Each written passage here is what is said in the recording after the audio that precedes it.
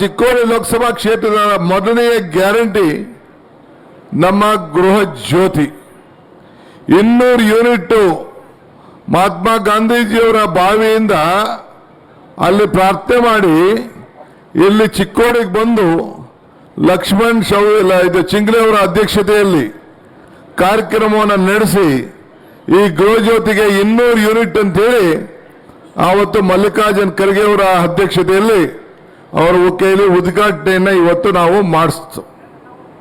ಅದಾದ ಮೇಲೆ 5 ಗ್ಯಾರಂಟಿಗಳನ್ನು ಒಂದೊಂದಾಗಿ ಪ್ರಾರಂಭ ಮಾಡಿದವು. ನಮಗೆ ಒಂದು ಭರವಸೆ ಇದೆ. ಇವತ್ತು ಲಕ್ಷ್ಮಣ್ ಸವದಿ ಅವರು ಹೇಳಿದ್ರು, ನಾವು ಸತೀಶ್ ಅವರ ಮಗಳಿಗೆ ಅವಕಾಶ ಮಾಡಿಕೊಟ್ಟಿದ್ದೀವಿ ಅಂತ. ನಾವು KPCC ಅವರು ನಮ್ಮ ಗುಟ್ಟನ್ನು ನಾವು ಹೇಳ್ತಿರ್ಲಿಲ್ಲ, ಎಲ್ಲರಿಗೂ ನಾವು ಗಾಳ ಹಾಕ್ತಾ ಇದ್ದೋ. ಎಲ್ಲರಿಗೂ ಕೊನೆಗೆ ಗಾಳ ಹಾಕಿ ನಮ್ಮ ಮಾಹಿತಿ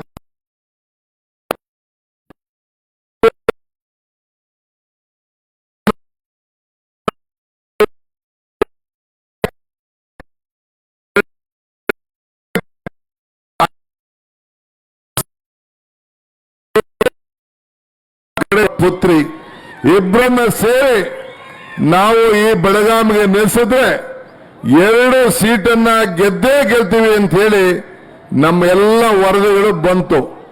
ಅದಕ್ಕೋಸ್ಕರ ನಾವು ಸತೀಶ್ ಅವರಿಗೆ ರಿಕ್ವೆಸ್ಟ್ ಮಾಡಿಕೊಂಡು ಕಾಂಗ್ರೆಸ್ ಪಕ್ಷ ಗೆಲ್ಲೇಬೇಕು, ನಮ್ಮ ಹೆಣ್ಮಗಳು ಪಾರ್ಲಿಮೆಂಟ್ಗೆ ಹೋಗಿ ನಮ್ಮ ವೀರ ಚೆನ್ನಮ್ಮನ ತರ ರಾಣಿ ಚೆನ್ನಮ್ಮನ ತರ ಅಲ್ಲಿ ನಮ್ಮನ್ನ ಪ್ರತಿಬಿಂಬಿಸಬೇಕು ಅಂತ ಹೇಳಿ ಇವತ್ತು ನಾವು ಲೋಕಸಭೆಗೆ ನೀವೆಲ್ಲ ಕಳಿಸ್ಬೇಕು ಅಂತ ಕೇಳಲಿಕ್ಕೋಸ್ಕರ ಬಂದಿದ್ದೇವೆ.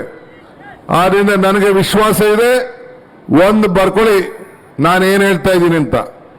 ಇಡೀ ರಾಜ್ಯದಲ್ಲಿ 28 ಸೀಟಲ್ಲಿ ಮೊದಲನೇ ಸೀಟು ಅತಿ ಹೆಚ್ಚು ಓಟ್ನಿಂದ ಆಯ್ಕೆ ಆಗಿದ್ದು ಚಿಕ್ಕೋಡಿ ಲೋಕಸಭಾ ಕ್ಷೇತ್ರದ ನಮ್ಮ ಅಭ್ಯರ್ಥಿ ಅಂತ ಹೇಳಲಿಕ್ಕೆ ನನಗೆ ಬಹಳ ಸಂತೋಷ ಆಗ್ತದೆ. ನಮ್ಮ ಹೆಣ್ಮಗಳು ಬಹಳ ವಿದ್ಯಾವಂತೆ ಇದ್ದಾಳೆ, ಬುದ್ಧಿವಂತೆ ಇದ್ದಾಳೆ, ಪ್ರಜ್ಞಾವಂತಿಕೆ ಇದ್ದಾಳೆ. ಬಹುಶಃ ಮುಂದಿನ ಇತಿಹಾಸಕ್ಕೆ ಹಿಂದೆ ಯಾರು ಕೂಡ ಇಂಥ ಒಂದು ಯುವ ಹೆಣ್ಮಗಳು ನಮ್ಮ ಲೋಕಸಭೆಯ ಇತಿಹಾಸದಲ್ಲೇ ಈ ನಮ್ಮ ರಾಜ್ಯದಿಂದ ಯಾರು ಕೂಡ ಪ್ರತಿನಿಧಿಸಬಾರದು, ಅಷ್ಟು ಗೌರವವನ್ನ ನಮ್ಮ ರಾಜ್ಯಕ್ಕೆ ತರ್ತಾರೆ ಅನ್ನೋ ಒಂದು ವಿಶ್ವಾಸ ಇವತ್ತು ನಮ್ಮ ಹೆಣ್ಮಗಳ ಮೇಲೆ ಇವತ್ತು ಇದೆ. ಆದ್ರಿಂದ ನಿಮ್ಮೆಲ್ಲರೂ ಕೂಡ ಇವತ್ತು ಇಂಥ ಒಂದು ಪವಿತ್ರವಾದಂಥ ಅವಕಾಶ ನಿಮ್ಮ ಕೈಲಿದೆ, ಇದು ಬೇರೆ ಯಾರ ಕೈಲಿಲ್ಲ. ಎಲ್ಲ ಶಾಸಕರು ಕೂಡ ಎಲ್ಲ ಒಗ್ಗಟ್ಟಿನಿಂದ ನಾವೆಲ್ಲಿ 2 ಕಡೆ ನಾವು ಸೋತಿರ್ಬೋದು, ಅಲ್ಲೂ ಕೂಡ ನಮಗೆ ಬಹಳ ಒಂದು ಉತ್ತಮವಾದಂಥ ವಾತಾವರಣ ನಮಗೆಲ್ಲ ಕೂಡ ಇವತ್ತು ಬರೀತಾ ಇದೆ. ಇವತ್ತು ಕಾಂಗ್ರೆಸ್ ಪಕ್ಷ ಇವತ್ತು ನಾವು ಅಧಿಕಾರಕ್ಕೆ ನಿಮ್ಮೆಲ್ಲರ ಆಶೀರ್ವಾದದಿಂದ ನೀವು ಬೆಳಗಾಮಲ್ಲೂ ನಮಗೆ ಹೆಚ್ಚಿಗೆ ಸೀಟನ್ನು ಕೊಟ್ಟಿದ್ದೀರಿ. ನಮ್ಮಲ್ಲೇ ಒಂದು 2 ಕಡೆ ತಪ್ಪಾಯಿತು, 2 ಸೀಟನ್ನು ನಾವು ಸೋತಿರ್ಬೋದು.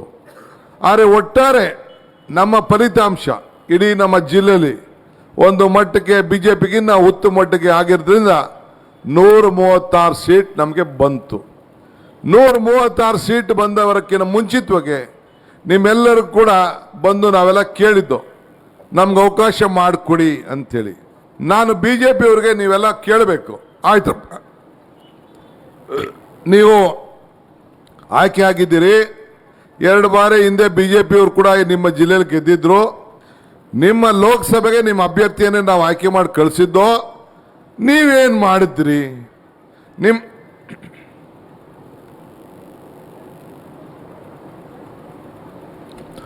ನಿಮ್ಮ ಅಭ್ಯರ್ಥಿ ಏನು ಮಾಡಿದ್ರು ನೀವು ಕೇಳಬೇಕು.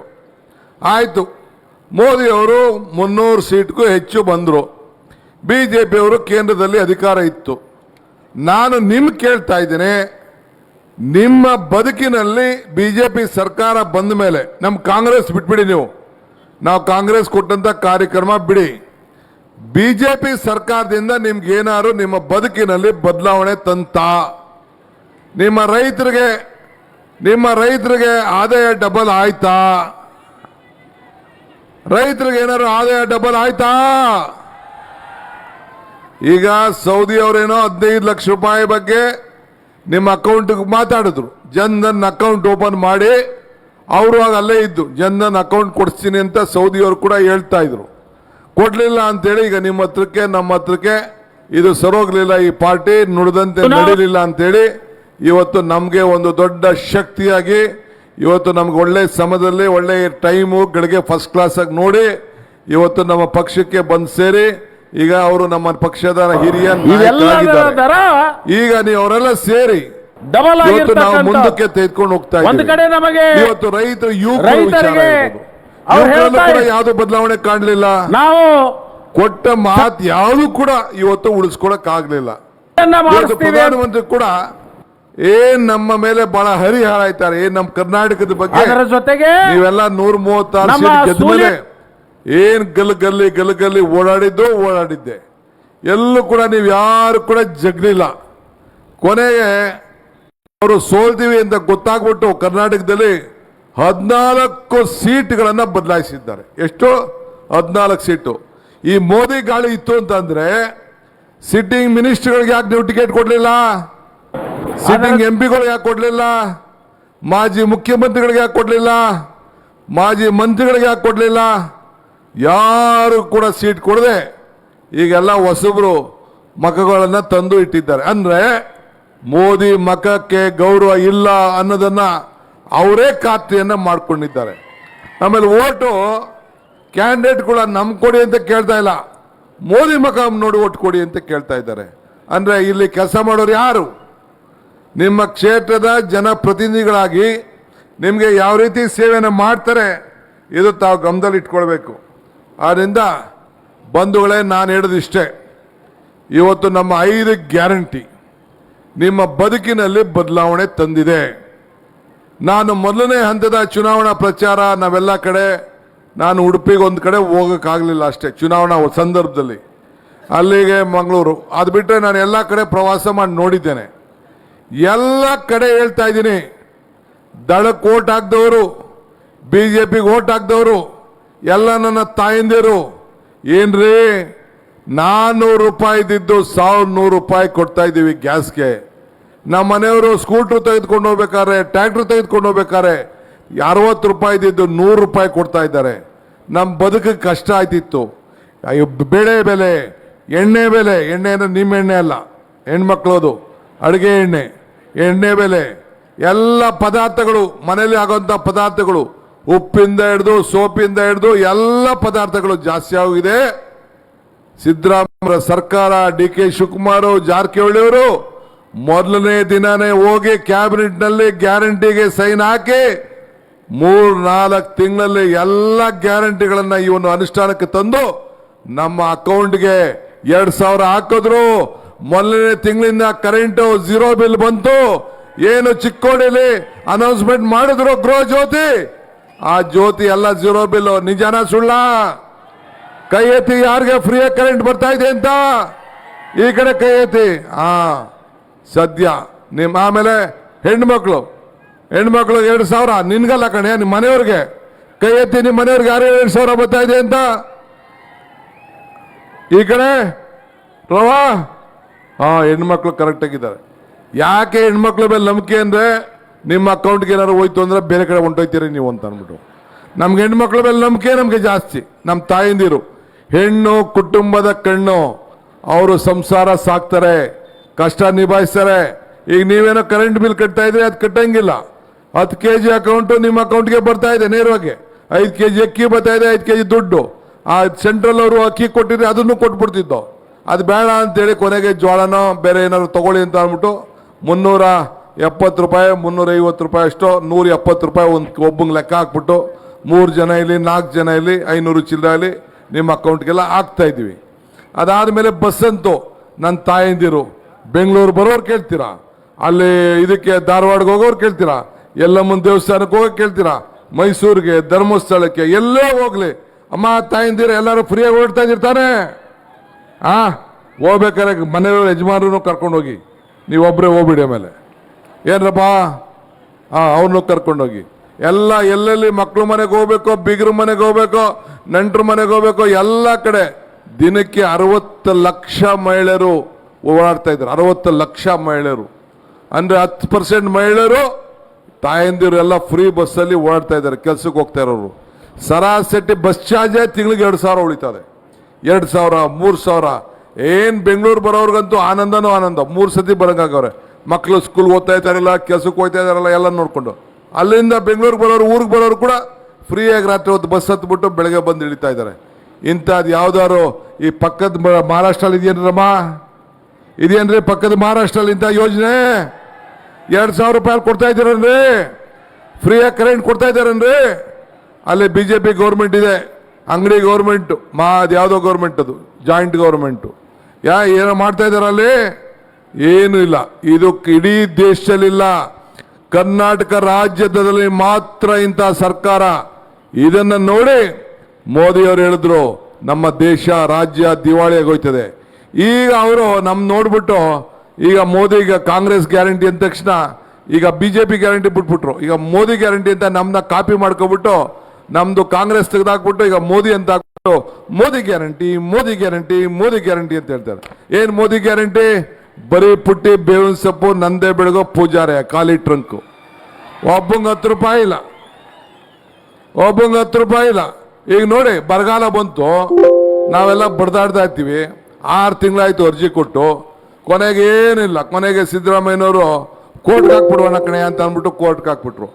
ಆ ಕೋರ್ಟ್ ಅವ್ರು ಬಾಯಿ ಬಂದಂಗೆ, ಲೇ ನಿಮ್ದೇನು ಫೆಡ್ರಲ್ ಗೌರ್ಮೆಂಟು, ನಿಮ್ಮ ಕೈಲಿ ಆಯ್ತದ ಏನ್ರಿ ಇದು? 34,000 ಬೇಕು ಅಂತ ಕೇಳವ್ರೆ, 50,000 ಕೋಟಿ ಲಾಸ್ ಆಗಿದೆ, 34,000 ಕೇಳವ್ರೆ ಅಂತ ಹೇಳಿದ್ರೆ ಈಗ ಬರೀ 3,000 ಕೋಟಿ ರೂಪಾಯಿನ ಕೊಟ್ಟವ್ರೆ. ಇವತ್ತು ನಿನ್ನೆ ಅದು ಏನು ಕೋರ್ಟ್ ಅವರು ಉಗಿದು ಬೈದು ಕೊನೆಗೆ ಇನ್ನೇನು ಸ್ಟ್ರಿಕ್ಚರ್ ಪಾಸ್ ಮಾಡಿಬಿಡ್ತಾರೆ ಅಂತ ಹೇಳಿದ್ಮೇಲೆ ಇವತ್ತು 3,000 ಕೋಟಿ ರೂಪಾಯಿ ಕೊಟ್ಟವ್ರೆ. ನಾವು ಭಿಕ್ಷೆ ಕೇಳ್ತಾ ಇಲ್ಲ.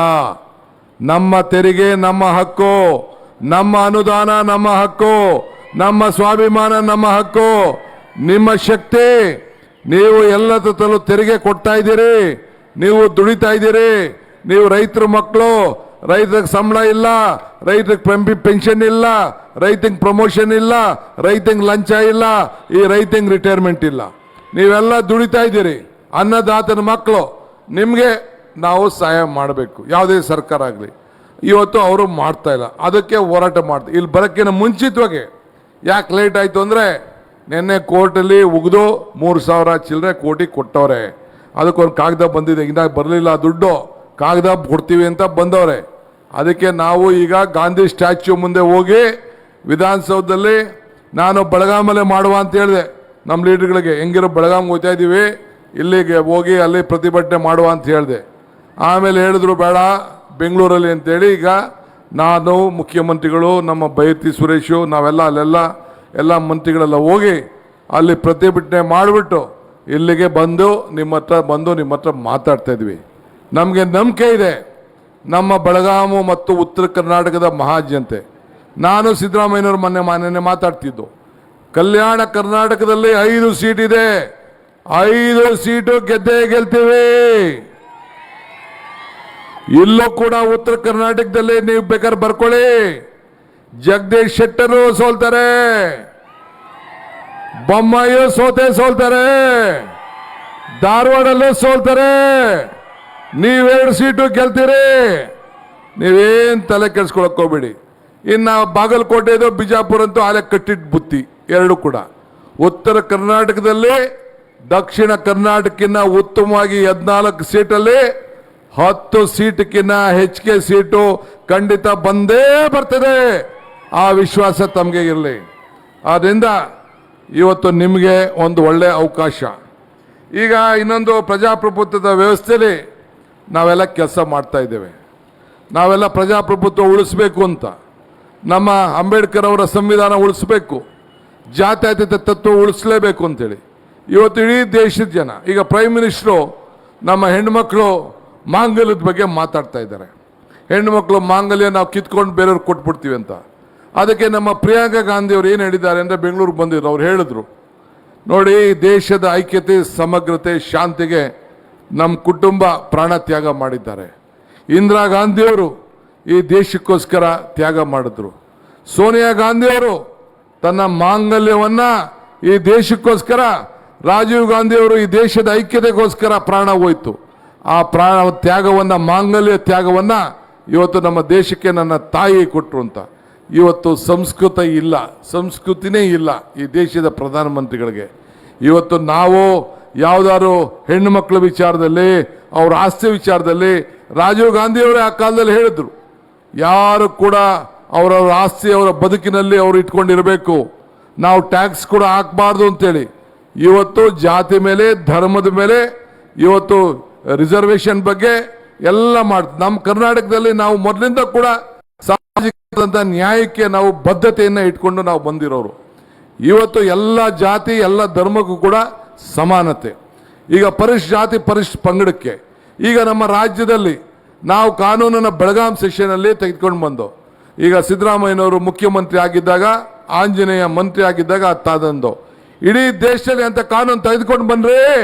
ನಾನು ಮೋದಿ ಸಾಹೇಬ್ರಿಗೆ ನಿಮ್ಗೆ ಅವಕಾಶ ಇದ್ದರೆ, ಬೇರೆ ರಾಜ್ಯದಲ್ಲಿ ನೀವು ಇದ್ದೀರಲ್ಲ, ಈಗ ಸೆಂಟ್ರಲಲ್ಲಿ ನೀವು ಬರೋದಿಲ್ಲ ಬಿಡಿ, ಈಗ ಬೇರೆ ರಾಜ್ಯದಲ್ಲಿ ನೀವು ಇದ್ದೀರಲ್ಲ, ಮಹಾರಾಷ್ಟ್ರಲ್ಲಿ ಇದ್ದೀರಲ್ಲ, ಬೇರೆ ಬೇರೆ ರಾಜ್ಯದಲ್ಲಿ ಇದ್ದೀರಲ್ಲ, ನಾವು ಏನು ಕಾನೂನನ್ನ ಕರ್ನಾಟಕ ರಾಜ್ಯದಲ್ಲಿ ತಂದಿದ್ದೇವೆ, ಪರಿಶ್ ಜಾತಿ ಪರಿಶ್ ಪಂಗಡದ ಜನತೆಯ ಆಧಾರದ ಮೇಲೆ ಹಣವನ್ನು ಅವ್ರಿಗೆ ಕೊಡಬೇಕು ಅಂತ ಹೇಳಿ ನಾವು ತಂದಿದ್ದೇವಲ್ಲ, ಆ ಕಾನೂನನ್ನ ನಿಮಗೆ ಬದ್ಧತೆ ಇದ್ರೆ, ಸಮಾನತೆ ಬಗ್ಗೆ ನಂಬಿಕೆ ಇದ್ರೆ, ಸಂವಿಧಾನ ಬಗ್ಗೆ ನಂಬಿಕೆ ಇದ್ರೆ ನೀವು ಮಾಡಿ ಅಂತೇಳಿ ಈ ಸಂದರ್ಭದಲ್ಲಿ ಈ ಚಿಕ್ಕೋಡಿಯ ಗಂಡು ಭೂಮಿಲಿ, ಸಂಗೊಳ್ಳಿ ರಾಯನ ಭೂಮಿಲಿ, ನಾನು ಇದನ್ನ ಕಿತ್ತೂರು ರಾಣಿ ಚೆನ್ನಮ್ಮನ ಭೂಮಿಲಿ ನಾನು ಇವತ್ತು ಮಾತಾಡ್ತಾ ಇದ್ದೀನಿ. ಇದು ನಿಮ್ಮ ಕೈಯಲ್ಲಿ ಮಾಡೋಕ್ಕಾಗಲಿಲ್ಲ. ನೋಡಿ, ಕೊರೋನಾ ಬಂತು, ನಮ್ಮ ಪಾರ್ಟಿ ಅಧಿಕಾರದಲ್ಲಿರಲಿಲ್ಲ, ನಮ್ಮ ಕ್ಯಾಂಡಿಡೇಟ್ಗಳು ಸೋತಿದ್ರು, ಮನೆಮನೆಗೂ ಕೊರೋನಾ ಸಂದರ್ಭದಲ್ಲಿ ನಿಮ್ಗೆ ಸಹಾಯ ಮಾಡಿದ್ರು, ಫುಡ್ ಕಿಟ್ ಕೊಟ್ಟರು, ಔಷಧಿ ಕೊಟ್ಟರು. ನಾನು ಸಿದ್ದರಾಮಯ್ಯನವರಿಬ್ಬರು ಹೋಗಿ ಆ ಒಂದು ಚಾಮರಾಜನಗರದಲ್ಲಿ ಹೋಗಿ ಏನು ಆಕ್ಸಿಜನ್ 36 ಜನ ಸತ್ತೋದ್ರು, ಎಲ್ಲ ಇಲಿಗಳಿದ್ದಂಗೆ ಪಡ ಪಡ ಪಡ ಅಂತ ಚದರಿಸಿ ಸತ್ತೋಗ್ಬಿಟ್ರು. ಆ ಡಾಕ್ಟರ್ ಸುಧಾಕರ, ಆ ಸುರೇಶ್ ಕುಮಾರ್ ಇಬ್ರು ಹೋಗಿ ನೋಡಲಿಲ್ಲ, ಒಂದು ಅಧಿಕಾರಿನ ಸಸ್ಪೆಂಡ್ ಮಾಡಲಿಲ್ಲ. ನಾವು ಹೋಗಿ ಗಲಾಟೆ ಮಾಡಿದ್ಮೇಲೆ 36 ಜನ ಅಂತ ಕೋರ್ಟ್ ಹೇಳಿದ ಮೇಲೆ 36 ಜನ, ಈಗ ₹1 ಕೊಡಲಿಲ್ಲ. ನಾನು ಹೋಗಿ KPCCಯಿಂದ ಹೋಗಿ, ನಾನು ಧ್ರುವನಾರಾಯಣ್ ಹೋಗಿ, ಮನೆಗೆ ಹೋಗಿ ಸಿದ್ದರಾಮಯ್ಯನವರು ಈಗ ಅವ್ರಿಗೆಲ್ಲ ಮುಂದಕ್ಕೆ ಕೆಲಸ ಕೊಡಬೇಕು ಹಾಸ್ಪಿಟ್ಲಲ್ಲಿ ಆ ಕುಟುಂಬದವ್ರಿಗೂ ಅಂತ ಹೇಳ್ತಾ ಇದೀವಿ. ಈಗ ಏನು ಸಹಾಯ ಮಾಡಲಿಲ್ಲ. ಅದಿರಲಿ ರೀ, ನಿಮ್ಮ ಜಿಲ್ಲೆಯವರು ಒಬ್ಬ ಮಂತ್ರಿ ಏನಾರಾಗಲಿ, ಏನು ಲಕ್ಷ್ಮಣ್ ಸವದಿ ಅವರೇ ನಿಮ್ಮ ಜಿಲ್ಲೆಯವರು ಪಾಪ ಸುರೇಶ್ ಅಂಗಡಿ ಒಬ್ಬ ಮಂತ್ರಿ ಆಗಿದ್ದವರು, ಸೆಂಟ್ರಲ್ ಮಿನಿಸ್ಟ್ರು, ಆತ ಕೋವಿಡಲ್ಲಿ ಸತ್ತರೆ ಒಂದು ಮಿಲಿಟರಿ ಪ್ಲೇನಲ್ಲಿ ತಗೊಂಡು ಬಂದು ಆ ಊರಿನ ಜನಕ್ಕೆ ಅಂತಿಮ ಸಂಸ್ಕಾರ ಮಾಡ್ಕೊಳ್ಳಿಕ್ಕೆ ಅವಕಾಶ ಮಾಡ್ಕೊಡಕ್ಕಾಗ್ಲಿಲ್ವಲ್ರಿ ಮೋದಿ ಸರ್ಕಾರ ಕೈಲಿ. ತಂದು ಆ ಹೆಣನ ಹಾಕ್ಬಿಟ್ಟು JCBಲಿ ತಳ್ತಾ ಇದ್ರಲ್ರಿ.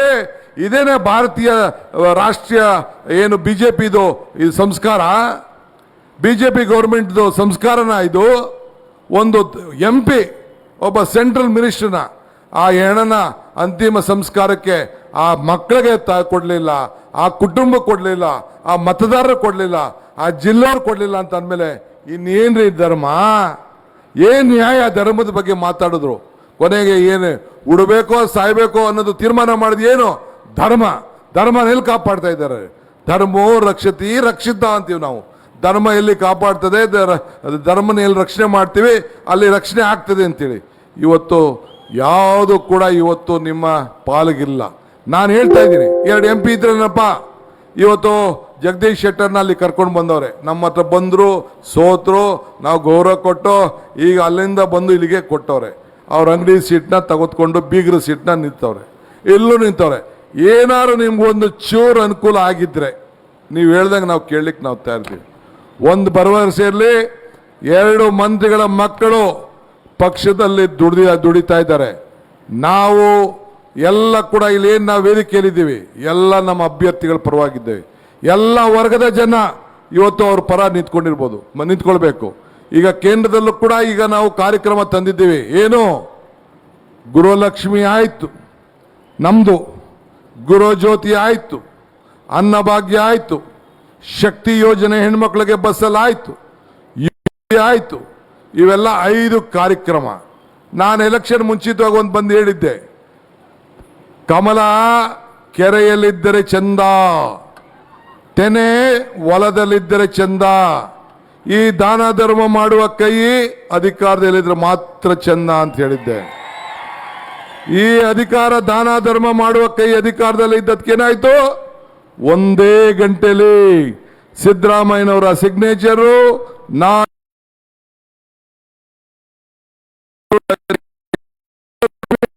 ನಾವೆಲ್ಲ ಕ್ಯಾಬಿನೆಟ್ ಅಲ್ಲಿ ಸೈನ್ ಮಾಡಿ ಇವತ್ತು ಅನುಷ್ಠಾನಕ್ಕೆ ಈ ಅಧಿಕಾರಕ್ಕೆ ಬಂದ ತಕ್ಷಣ ಈ ಕೈ ಮಾಡ್ತು. ಬಿಜೆಪಿಯವ್ರು ಮಾಡಿದ್ರಾ? ಈ 5 ಗ್ಯಾರಂಟಿ ಸೇರಿ ಈ ಕೈ ಬೆರಳು ಕೈ ಮುಷ್ಟಿ ಆಯ್ತು. 5 ಗ್ಯಾರಂಟಿ ಸೇರಿ ಈ ಕೈ ಗಟ್ಟಿ ಆಯ್ತು. ನಿಮ್ ಕೈ ಗಟ್ಟಿ ಆಯ್ತೋ ಇಲ್ಲೋ? ನಿಮ್ ಮನೆಗೆ ಶಕ್ತಿ ಬಂತೋ ಇಲ್ಲೋ? ನಿಮ್ ಮನೆ ಗೃಹಲಕ್ಷ್ಮಿ ಬಂದೋ ಇಲ್ಲೋ? ಈಗ ಮಲ್ಲಿಕಾರ್ಜುನ್ ಖರ್ಗೆ, ರಾಹುಲ್ ಗಾಂಧಿ ಅವರು ನಮ್ಮ ನಾಯಕರು ಹೇಳಿದ್ದಾರೆ, ಡಿ.ಕೆ. ಸಿದ್ದರಾಮಯ್ಯನವರೇ, ನಿಮ್ಮಿಂದ ದೇಶಕ್ಕೊಂದು ಸಂದೇಶ ಹೋಗಿದೆ. ಕಾಂಗ್ರೆಸ್ ಸರ್ಕಾರ ಅಧಿಕಾರಕ್ಕೆ ಬರ್ತದೆ, ಇಂಡಿಯಾ ಒಕ್ಕೂಟ, ಹೆಣ್ಣು ಮಕ್ಕಳಿಗೆ ಹೇಳಿ ಇದು ಗೃಹಲಕ್ಷ್ಮಿ ಕರ್ನಾಟಕದ್ದು, ನಮ್ದು ಮಹಾಲಕ್ಷ್ಮಿ ಯೋಜನೆ. ಏನು? ಭಾಗ್ಯದ ಲಕ್ಷ್ಮಿ ಬಾರಮ್ಮ ನಮ್ಮಮ್ಮ, ಭಾಗ್ಯದ ಲಕ್ಷ್ಮಿ ಬಾರಮ್ಮ. ಎಷ್ಟು? 1 ಲಕ್ಷ, ವರ್ಷಕ್ಕೆ 1 ಲಕ್ಷ. ಈಗ ನಾವು ಕೊಡೋದು ವರ್ಷಕ್ಕೆ 24,000. ಡೆಲ್ಲಿಯಿಂದ ಬರೋದು ನಮ್ಮ ಕ್ಯಾಂಡಿಡೇಟ್ನ ನೀವು ಕಳಿಸ ತಕ್ಷಣ, ಸತೀಶ್ ಮಗಳನ್ನ ಕಳಿಸ ತಕ್ಷಣ ಬರೋದು 1 ಲಕ್ಷ. ಅಮ್ಮ 1 ಲಕ್ಷ ಕಾರ್ಡ್ ಬಂತ, ಕಾರ್ಡ್ ಬರ್ತದೆ. ಇವರು ರಾಹುಲ್ ಗಾಂಧಿ ಮತ್ತು ಖರ್ಗೆ ಸೈನ್ ಹಾಕಿರೋದು ಕಾರ್ಡು ಬರ್ತದೆ. ನಿಮ್ಗೂ ಹೇಳ್ತಾ ಇದ್ದೀನಿ, ಕಾರ್ಡ್ ಎಲ್ಲ ಮನೆಗೆ ಹಂಚ್ಬೇಕು. ಯುವಕರಿಗೆ, ವಿದ್ಯಾವಂತ ಯುವಕರಿಗೆ 1 ಲಕ್ಷ. ಆಮೇಲೆ ಆರೋಗ್ಯ ಸ್ಕೀಮು 25 ಲಕ್ಷವರೆಗೂ. ಯಾರು ಕೂಡ ಹಾಸ್ಪಿಟ್ಲ್ ದುಡ್ಡು ಕಟ್ಟಂಗಿಲ್ಲ, ಎಲ್ಲರಿಗೂ ಇನ್ಸೂರೆನ್ಸ್ ಸ್ಕೀಮು. ರೈತರಿಗೆ ಎಲ್ಲ ಒಳ್ಳೆ ಬೆಲೆ, ಬೆಂಬಲ ಬೆಲೆ ಕರೆಕ್ಟಾಗಿ ಸ್ವಾಮಿನಾಥನ್ ಆಯೋಗದ ಪ್ರಕಾರ ಎಲ್ಲ ಕೂಡ ನೋಡಿ ಮಾಡೋಂಥದ್ದು. ಇಂಥ ಚಾನ್ಸ್ ಬಿಡ್ತೀರೇನ್ರಿ? ಯಾರಿಂದ ಮಾತ್ರ ಸಾಧ್ಯ? ಕಾಂಗ್ರೆಸ್ ಪಾರ್ಟಿಯಿಂದ ಮಾತ್ರ ಸಾಧ್ಯ. ನಮ್ಮ ಹುಡುಗಿನ 3 ಲಕ್ಷ ಹೋಟೆಲ್ ಗಸಿರ್ತಾನೆ, ಕೈ ಎತ್ತಿ ನೋಡೋಣ. ಹಿಂದೆಗಡೆ ಎಲ್ಲ ಎತ್ತವ್ರೆ. ನೀವು ಮಾಡೋದಲ್ಲ, 5 ಓಟ್ ಕೊಡಿಸ್ಬೇಕು, ಅದು ಗ್ಯಾರಂಟಿನಾ? ಓಕೆ, ಬಹಳ ಸಂತೋಷ. ಇನ್ನ ಮುಖ್ಯಮಂತ್ರಿಗಳು ಮಾತಾಡಬೇಕು, ಇನ್ನ ನಾವು ಬೇರೆ ಕಡೆ ಹೋಗ್ಬೇಕು. ತಮ್ಮನ್ನೆಲ್ಲ ನೋಡಿ ಬಹಳ ಸಂತೋಷ ಆಗ್ತಾ ಇದೆ. ಇಷ್ಟು ದೊಡ್ಡ ಸಂಖ್ಯೆಯಲ್ಲಿ ಊರು ಬಿಸಿನಲ್ಲಿ ಬಂದು ನಮ್ಗೆ ಆಶೀರ್ವಾದ ಮಾಡಲಿಕ್ಕೆ ಬಂದಿದ್ದೀರಿ. ಎಲ್ಲ ನಮ್ಮ ಲೀಡರ್ಗಳಿಗೆಲ್ಲ ಬಹಳ ಥ್ಯಾಂಕ್ಸು. ನೀವೆಲ್ಲ ಚೆನ್ನಾಗಿ ಸಂಘಟನೆ ಮಾಡಿದ್ದೀರಿ. ಕಾಂಗ್ರೆಸ್ ಪಾರ್ಟಿ ಗೆಲ್ಸಿರ್ತಾನೆ. ಬೋಲೋ ಭಾರತ್ ಮಾತಾ ಕಿ, ಕಾಂಗ್ರೆಸ್ ಪಾರ್ಟಿ ಕಿ, ಮಲ್ಲಿಕಾರ್ಜುನ್ ಖರ್ಗೆ ಕಿ, ಸೋನಿಯಾ ಗಾಂಧಿ ಕಿ, ರಾಹುಲ್ ಗಾಂಧಿ ಕಿ. ಕ್ಯಾಂಡಿಡೇಟ್ ಹೆಸರು ಹೇಳಂಗಿಲ್ಲ, ಅಕೌಂಟ್ ಎಲ್ಲ ಹೊಂಟೋಯ್ತದೆ ನಮ್ಮ ಹೆಣ್ಮಕ್ಳ ಅಕೌಂಟ್ಗೆ. ಅದಕ್ಕೆ ನಾವು ಹೆಸರು ಹೇಳ್ತಾ ಇಲ್ಲ. ಕ್ಯಾಂಡಿಡೇಟ್ ಯಾರಂತ ಗೊತ್ತಾನೆ ನಿಮ್ಗೆ? ಓಕೆ.